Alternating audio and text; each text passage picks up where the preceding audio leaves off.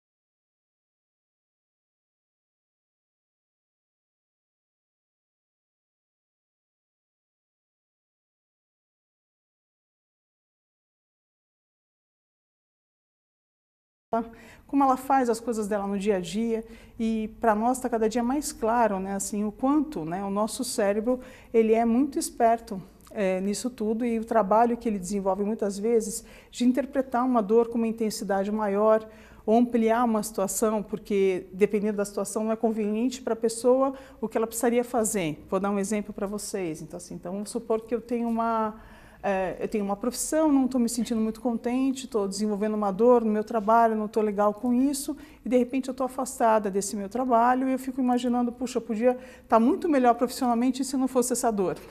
E na verdade, assim, então quer dizer que se eu melhorar da dor, eu tenho que estar melhor profissionalmente.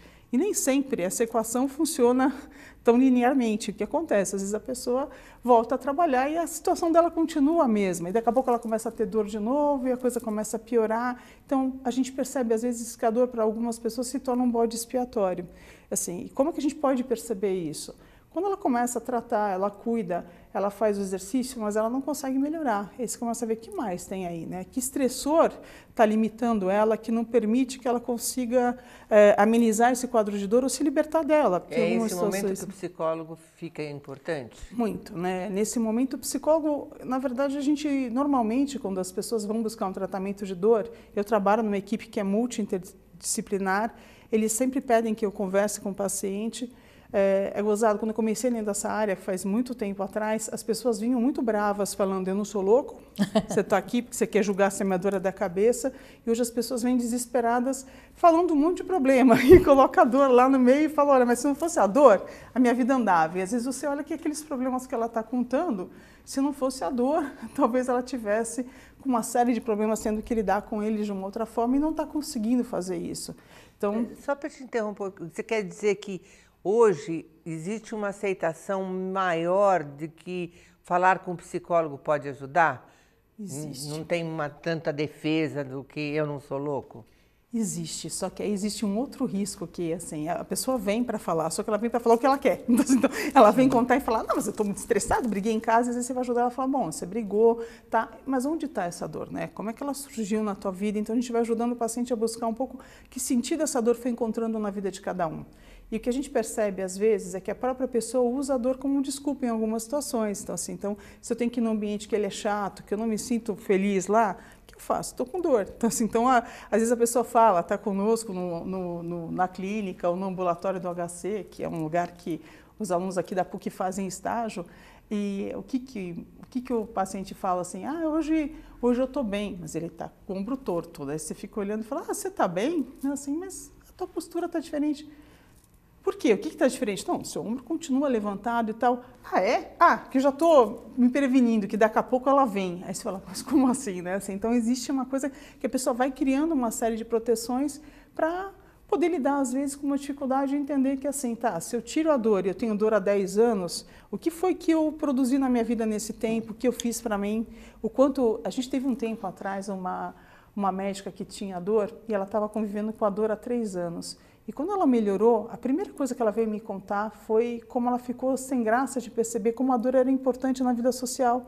Porque ela entrava no consultório dela, ela estava sempre com uma postura diferente, e as pessoas falavam, como a senhora está hoje, doutora? Está melhorzinha? Está tudo bem? Uma forma de relacionamento, né? Exatamente. E eu queria pegar esse gancho e perguntar para você, você falando, fica claro a importância da equipe, de uma conversar, e a importância da gente ter alguém, e aí a psicologia é uma parceira muito boa. Mas eu queria te questionar um pouco sobre educação. A escola, como que os professores poderiam lidar? Porque essa dor também aparece entre os professores, é muito comum, não como desculpa ou como forma de relacionamento, porque eu escuto professores falando assim, hoje eu estou com dor, fica todo mundo quieto.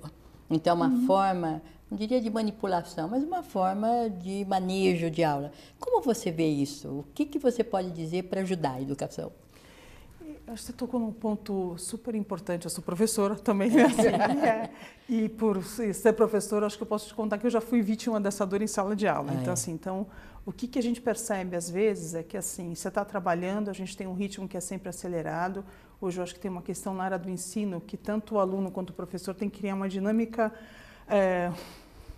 muito interativa para a aula Ou acontecer. ativa, como eles falam. Tem que ser ativo, né? Ativo, Assim, ativo. tem que ser muito ativo para poder acontecer. Mas não né? demais, Assim, porque senão ele fala... Para. pois é, assim, eu acho que vocês já devem ter feito até entrevistas aqui falando de coisas de internet e tudo mais, mas essas coisas hoje elas têm um lado produtivo e um outro que elas atrapalham, que esse professor tem que ser dinâmico, né? Assim, porque senão o aluno não aguenta, né? Eu escuto às vezes em sala de aula o aluno falando, mas professora, né? Assim, o texto tem todas essas páginas, eu queria um texto mais curto, e você fala, pô, mas a vida a gente precisa estudar também, né? Assim, então essa é uma dificuldade que ela é grande, que, em termos de professor, o que eu senti, assim, eu acho que não foi no passado, foi no ano retrasado, é que você vinha para a sala de aula preparado, todo feliz que ia dar aula, e de repente não conseguia dar aula, porque o aluno não estava preparado para escutar aula. Ele queria que você, de alguma maneira, passasse aquele conhecimento da maneira mais simples e rápida.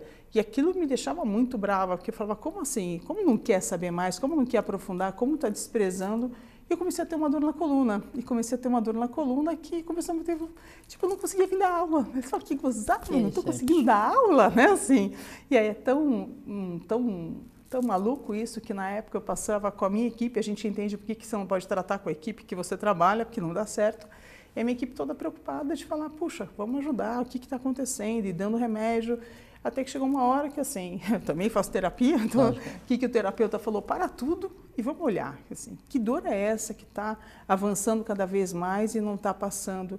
E que eu fui perceber que tinha uma frustração de uma coisa que eu não podia mudar. Assim, eu posso achar que o conteúdo é importante, mas eu não posso impor para o outro aquela importância. Então, assim, ele vai achar importante ou ele não vai achar. Então, existe uma coisa que a gente precisa, às vezes, criar na relação, é de entender, tá, eu vou tentar passar aquilo que é possível, mas eu não podia cobrar de mim de que eu tinha que fazer muito mais e que eu não estava conseguindo ter esse intercâmbio. E eu não me dava conta que essa dor vinha por isso. E quando eu fui percebendo, a dor passou. A minha equipe falava, nossa, não foi sobrepeso, não foi não sei o quê. O que você estava tomando? Eu falei assim, consciência. Eu falei assim, foi isso que eu estava tomando. Parece que você está me dando uma pista. Vê se eu estou pegando a pista aí que você está querendo dar. Se o professor se autoconhecer, se o professor tiver uma oportunidade de dialogar antes de chegar nesse estresse, ou seja, você fala, pelo que você conta, foi construindo devagar. Você, quando percebeu, a dor já estava instalada, vamos dizer assim. E aí ele tinha que desinstalar. Isso, dizer, e com diagnóstico e tudo. Com diagnóstico e tudo. Então você instala e depois você tem que desinstalar. Mas nesse percurso, se a gente pudesse, por exemplo, o autoconhecimento, que coisas que a gente podia fazer, que instrumentos podíamos usar para poder colaborar, para que essa construção, vamos dizer, porque nós estamos falando aqui de uma dor construída, diferente de uma dor orgânica, real, crônica. Vamos diferenciar. Que estratégias, que recursos podíamos usar na formação de professores para que eles pudessem reduzir essa situação? Mas isso que você falou, né? Assim, essa dor, ela acaba sendo real também. Então, assim, eu sempre tive uma protusão na coluna. A questão é que chega numa hora, sabe quando você vê que o copo vai transbordar? Sim. E às vezes o que faz transbordar pode ser emocional, às vezes pode ser o esforço físico. Normalmente, quando a gente fala das pessoas que começam a desenvolver um quadro de dor crônica, ele não criou uma dor, ele tinha todos os elementos lá. E quando esses elementos aparecem em conjunto, ela se instala. E depois que ela se instala, ela vai se perpetuando, né? Assim, que é uma coisa que a gente percebe muito. E o que eu fui notando até com o próprio aprendizado, né, o trabalho dentro dessa área, o mais irônico foi ter que tratar a minha própria dor, né? Eu olhar e falar assim, eu trabalho com isso, como não enxergar? E era sempre parar para pensar assim, o que eu estou engolindo além? Assim, o que está indo além do que eu estou podendo suportar nesse momento? Mas acho que você pontua uma coisa importante, que assim, que parece que às vezes, se eu sei que ela é uma dor crônica, que tem a ver com minhas dificuldades pessoais, eu posso resolver. Né? E aí você traz uma profissional competente, uma profissional que conhece o assunto e que precisa da relação com o outro para poder refletir sobre isso. Né? Eu acho que isso é bem legal de marcar, porque senão... Você não faz sozinho. Né? Porque a gente tem um pouco essa coisa de... Você tem que ser capaz de se perceber, você tem que ser capaz de virar a sua vida sozinho, né? Porque se a gente considera isso, que eu acho que era uma coisa que eu me cobrava a princípio, até eu entender que quando eu tive dor eu era uma paciente, Sim. Não podia cobrar que eu era uma profissional da área, é compreender que assim, essa autoexigência, acho que é uma coisa que a gente vive hoje muito forte, ela é uma rigidez muito grande conosco, se a gente para pensar quanto tempo a gente tem de lazer.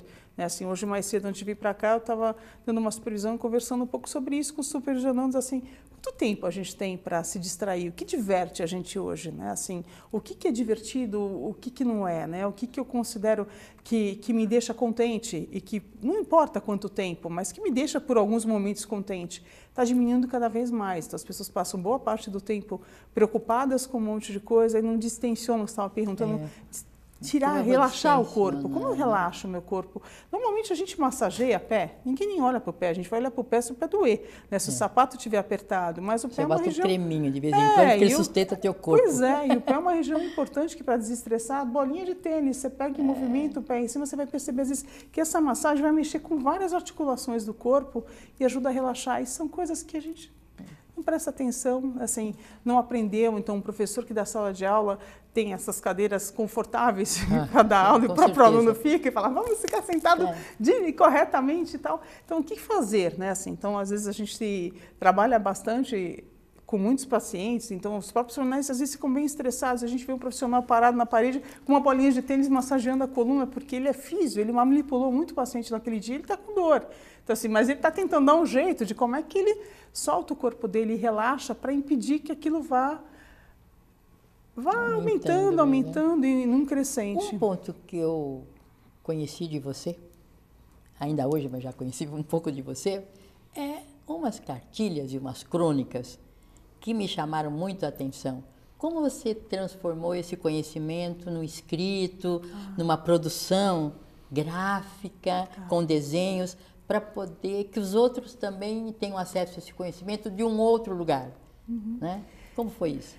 Eu acho que assim, primeiro quando eu comecei essa cartilhinha, mostrar, né? Porque assim, eu acho que esse é um trabalho que, assim, que eu tenho muito carinho por ele, porque ele sintetiza anos de trabalho dentro dessa área. Eu comecei na área da dor muito jovem e não tinha profissionais aqui no Brasil que trabalhavam muito com essa parte de dor, e fui muito recebida por uma equipe que na época na Santa Casa, que falou, bem-vinda, agora você vai nos ajudar. E eu tinha tido uma formação que nunca tinha me ensinado nada sobre dor. Eu falei, vou ajudar como, né? Assim, eu vim trabalhar aqui, passei num concurso, mas não tinha a menor ideia que era para trabalhar com dor crônica.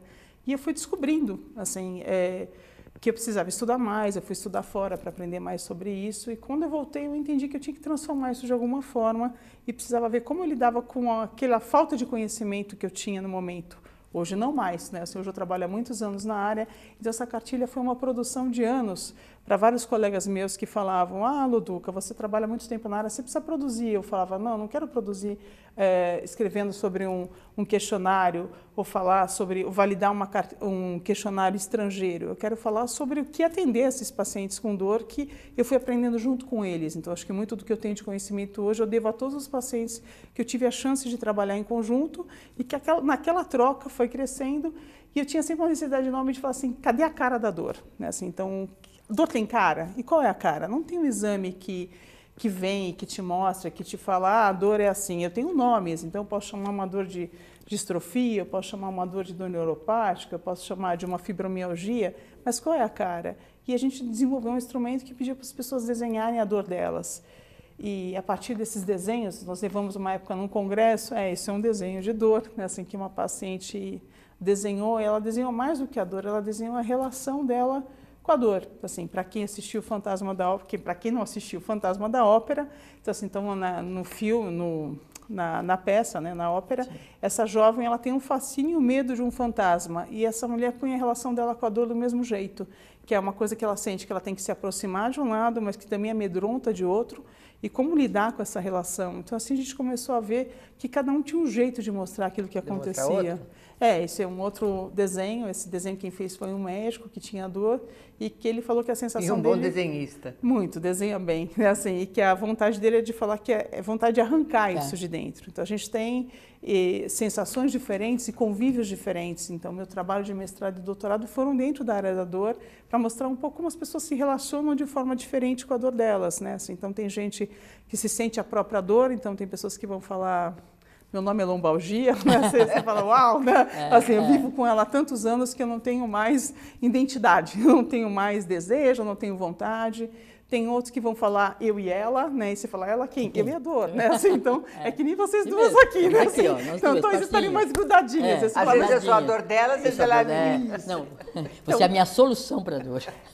E às vezes a relação Alegria. é essa. Ou a relação é como aquele desenho, que a pessoa quer expulsar, arrancar, mas você não pode tirar uma parte, arrancar uma parte do seu corpo. Então, a gente trabalha para integrar. Então, quando a gente desenvolver esse material para os profissionais na área da saúde, é para ajudá-los a perceber como é que eu me aproximo do meu paciente, ajudando ele a entender o que está acontecendo com ele. Se uma pessoa se sente a própria dor, não adianta eu chegar para ela e falar para ela fazer exercício. Dor não faz exercício. Então, precisa ajudar ela a perceber que ela é muito maior do que a dor para ela poder fazer exercício. Se ela sente raiva, não adianta eu chegar lá para a pessoa que está com raiva e pedir para ela fazer uma meditação se eu não trabalhar com ela alguma coisa que descarregue essa raiva. Então, são posturas diferentes que os profissionais, quando vão tendo algumas dicas, começam a entender como ajudar o paciente a ter mais adesão. Tratar a dor não é tomou dor e a dor sumiu. Infelizmente, não é assim. Eu acho importante, porque é o seguinte, eu trabalhei já em classe chamada classe hospitalar, aquela que funciona dentro do hospital enquanto as crianças estão internadas, né? E é difícil mesmo, porque a expectativa da dor é tomar medicamento, qualquer que seja ela, e às vezes as mães procuram dar um remedinho de dor, dar um sorinho, dar um não sei o que lá, e isso abranda a dor. Mas não chega na essência que é da resolução, né? Desse diagnóstico, né? Então, acho super importante essa parceria para que a gente possa chegar... Primeiro, entender, né, Adriana? Se não entender isso que você está falando... Você diria, Adri, que essas dicas que você teve, que você aprendeu trabalhando com pessoas que estão no limite da questão da dor, elas também são úteis para o cotidiano das pessoas, para as pequenas dores? Né, para não ser essa pessoa que acha que não só para não chegar lá, né, mas que essa relação toma o remédio e a dor desaparece, nem sempre é uma relação produtiva, que existem outras maneiras de lidar com a dor que não se entupir de remédio. Só antes de você, eu estava lembrando, tenho colegas que têm enxaqueca, e a enxaqueca toma remédio e a enxaqueca não resolve. Aí fica no quarto escuro, não resolve.